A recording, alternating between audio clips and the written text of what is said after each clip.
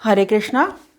रिचा एस्ट्रोविज़न में आप सभी का एक बार फिर से स्वागत है। आज हम बात करने वाले हैं 2021 में होने वाले सूर्य के मेष यानी एरीज राशि में होने वाले गोचर के बारे में कि किन राशि या लगन के व्यक्तियों को जो है इस गोचर से जो है सबसे ज़्यादा फायदा मिलने वाला है। तो आइए शुरुआत करते हैं। देखिए, इस ब्रह्मांड के सबसे शक्तिशाली और ग्रहों में राजा माने जाने वाले सूर्यदेव 14 अप्रैल 2021 से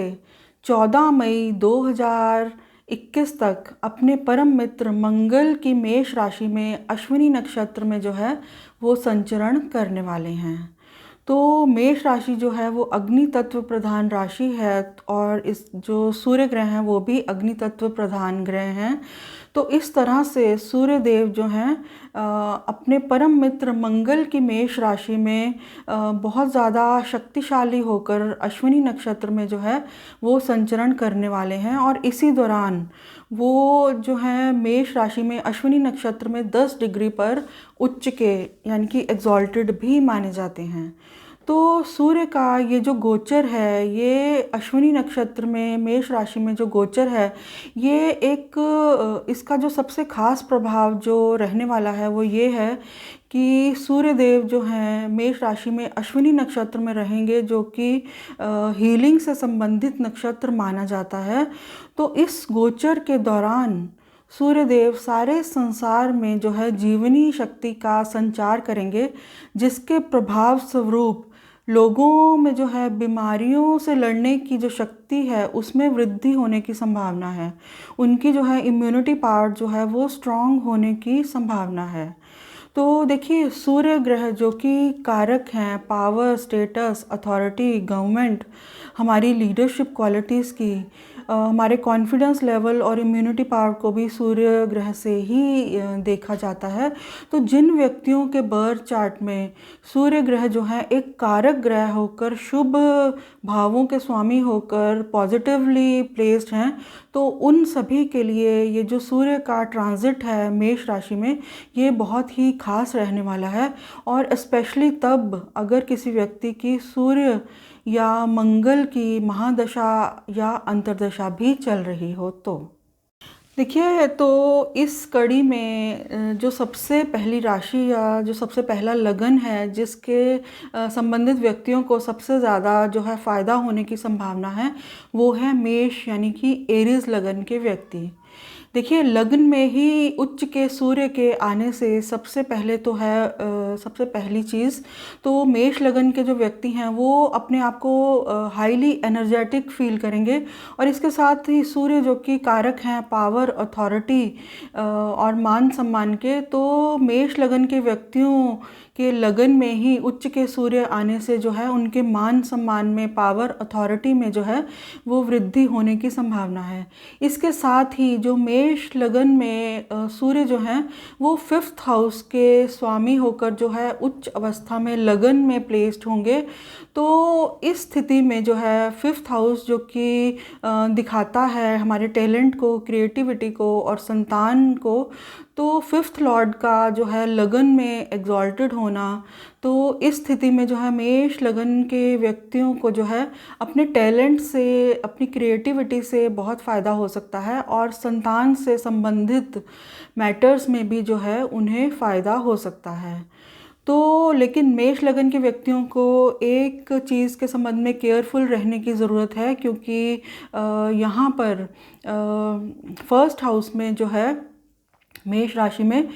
शुक्र, लग्जरी के कारक शुक्र जो कि पहले से ही वहाँ पर विद्यमान हैं और जो कि वो कुछ दिनों के लिए कंबस्ट भी रहेंगे इस दौरान। तो मेष लगन के व्यक्तियों के लिए जो है शुक्र 2nd और 7th हाउस के लॉर्ड होकर लगन में कंबस्ट होंगे। तो मेष लगन के व्यक्तियों को जो है उन्हें अपनी वाणी पर थोड़ा नियंत्रण रखने की ज़रूरत है, क्योंकि शुक्र जो है वैवाहिक मैरिटल हैप्पीनेस का कारक है। तो अपनी वाणी पर नियंत्रण रखने की ज़रूरत है, नहीं तो उनके जो है वैवाहिक रिश्तों पर जो है कुछ हद तक जो है असर हो सकता है। तो इसके बाद हम बात करेंगे मिथुन यानी जेमिनाई लगन के व्यक्तियों की। देखिए, जेमिनाई लगन के व्यक्तियों को भी सूर्य के इस मेष राशि में गोचर से जो है काफ़ी फ़ायदा हो सकता है, क्योंकि सूर्य देव जो हैं वो उनके तीसरे भाव के, उनके बर्थ चार्ट में तीसरे भाव के जो हैं वो स्वामी होकर जो है 11वां भाव, जो कि इच्छा पूर्ति का भाव माना जाता है, वहाँ पर जो है एग्जॉल्टेड होकर जो है वो प्लेस्ड होंगे। तो यहाँ पर थर्ड हाउस जो कि हमारी कम्युनिकेशन का है, यंगर सिबलिंग्स का है, हमारे एफर्ट्स का है, शॉर्ट ट्रैवल्स को भी दिखाता है थर्ड हाउस। तो जेमिनाई लगन के व्यक्तियों को जो है शॉर्ट ट्रैवल्स से फ़ायदा हो सकता है, उनके एफर्ट्स जो हैं वो सक्सेसफुल हो सकते हैं, उनको कम्युनिकेशन के द्वारा जो है वो फ़ायदा हो सकता है, उनकी कोई डील जो है वो सफल हो सकती है, और उसके साथ ही उन्हें जो है शॉर्ट डिस्टेंस ट्रैवलिंग से भी जो है वो फ़ायदा हो सकता है। लेकिन जेमिनाई लगन के व्यक्तियों को जो है अपने थोड़े खर्चों पर जो है वो नियंत्रण रखना होगा। देखिए, इसी कड़ी में जो अगला लगन है जिसे सूर्य के मेष राशि में गोचर से जो है काफ़ी हद तक फ़ायदा हो सकता है, तो वो है कैंसर लगन यानी कि कर्क लगन के व्यक्ति। देखिए, कर्क लगन के जातकों के लिए, कैंसर लगन के व्यक्तियों के लिए जो है सूर्य उनके बर्थ चार्ट में जो है सेकंड हाउस, दूसरे भाव के स्वामी बनते हैं, और वो जो है 10वें हाउस में जो है एग्जॉल्टेड होकर प्लेस रहेंगे। तो 10वां घर जो कि हमारे प्रोफेशन का माना जाता है, तो कर्क लगन के व्यक्तियों के लिए, कैंसर साइन के व्यक्तियों के लिए ये एक अच्छी स्थिति का जो है निर्माण हो रहा है। हालांकि उन्हें प्रोफेशनल लेवल पर थोड़ी दिक्कतों का सामना भी करना पड़ सकता है, लेकिन उन्हें जो है प्रोफेशनल लेवल पर जो है काफ़ी हद तक सफलता जो है वो मिल सकती है।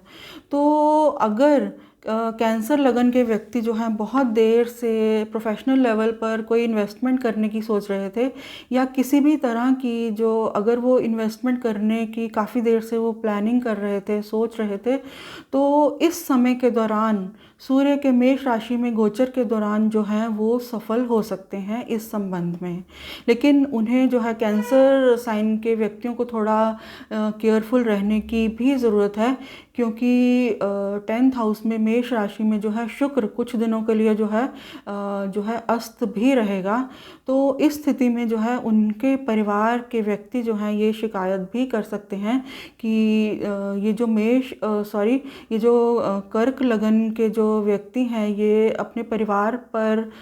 कम ध्यान दे रहे हैं, और अपने प्रोफेशन पर जो है वो ज़्यादा ध्यान दे रहे हैं, यानी कि प्रोफेशनल लेवल पर उनकी व्यस्तता जो है वो बहुत ज़्यादा उनके परिवार को अनुभव हो सकती है।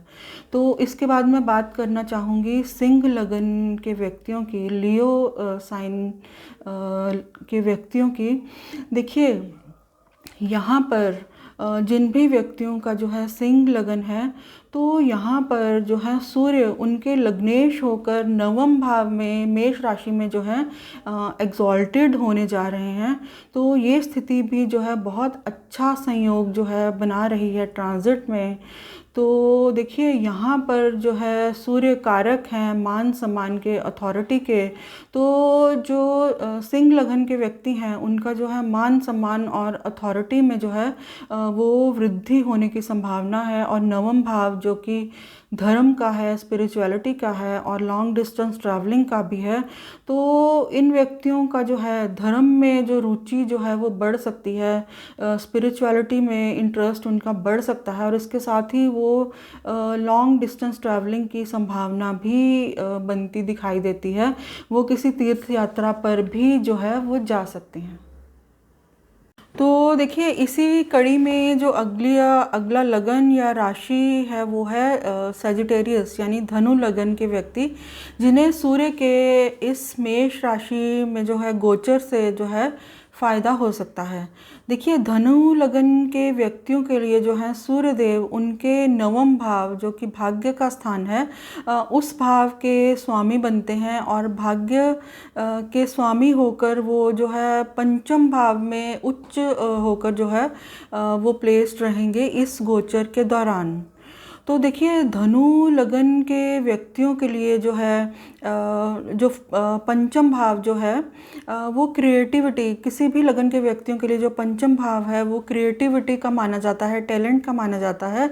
तो धनु लगन के व्यक्तियों का जो है क्रिएटिविटी, उनका टैलेंट जो है सूर्य के इस भाव में आने से जो है वो हाईलाइट हो सकता है। उससे उन्हें काफ़ी फ़ायदा भी हो सकता है, क्योंकि पंचम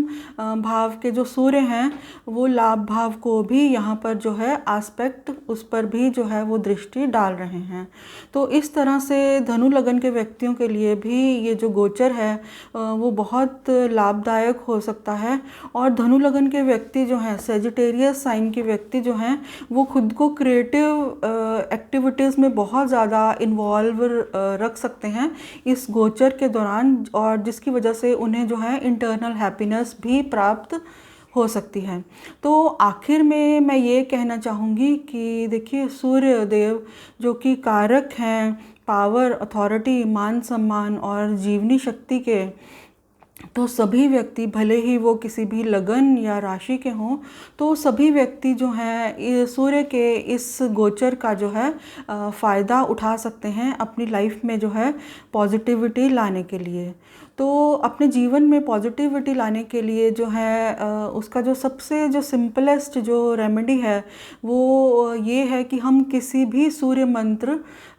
जैसे कि ओम सूर्याय नमः या फिर गायत्री मंत्र का प्रतिदिन 108 बार जो है वो जाप कर सकते हैं। और इसके साथ ही अगर किन्हीं व्यक्तियों का जो है सरकार से संबंधित, गवर्नमेंट से संबंधित कोई काम अगर रुका हुआ है, उसमें अड़चन आ रही है, वो पूरा नहीं हो पा रहा है, तो वो जो व्यक्ति हैं इस गोचर के दौरान